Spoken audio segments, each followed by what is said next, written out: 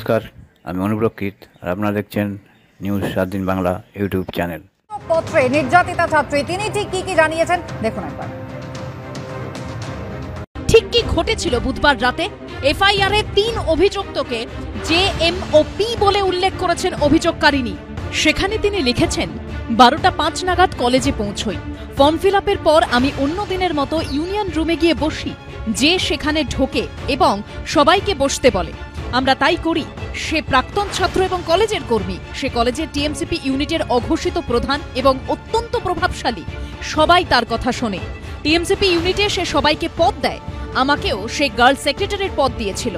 যে আমাকে বাইরে ডেকে বলে সে প্রথম দিন থেকে আমাকে পছন্দ করে। গার্লফ্রেন্ড থাকা সত্ত্বেও সে আমার প্রেমে পড়েছে।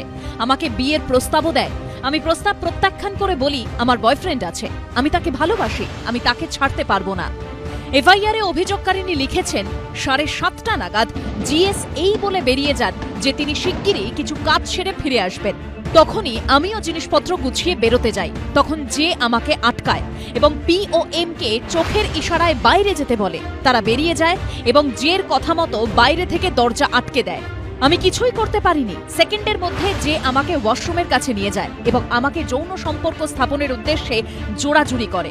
আমি তাকে আটকাই, ঠেলে সরিয়ে দিই। আমি কাঁদতে থাকি, বলি আমাকে ছেড়ে দাও, আমার বয়ফ্রেন্ড আছে, আমি তাকে ভালোবাসি। তাও আমাকে ছাড়েনি। এফআইআরে অভিযোগকারিনী উল্লেখ করেছেন, তারা জোর করে আমাকে গার্ডের ঘরে নিয়ে যায়।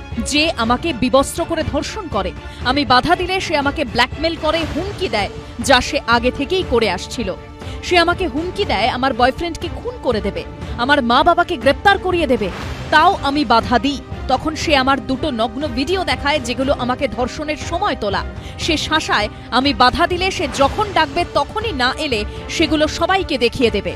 যে যখন আমাকে ধর্ষণ করছিল তখন এম আর পি দাঁড়িয়ে সব দেখছিল। সে আমাকে হকি স্টিক দিয়েও মারার চেষ্টা করে। আমি মরার মতো পড়েছিলাম। সে ধর্ষণ করে, আমাকে ফেলে রেখে চলে যায়। আমি 10:50 ঘরের বাইরে যাই। সে বলে আমি যেন কাউকে এসব না বলি। যেখানে শিক্ষার আলো জ্বলে ওঠে সেখানে এই কেমন অন্ধকার? উত্তর দেবে কে?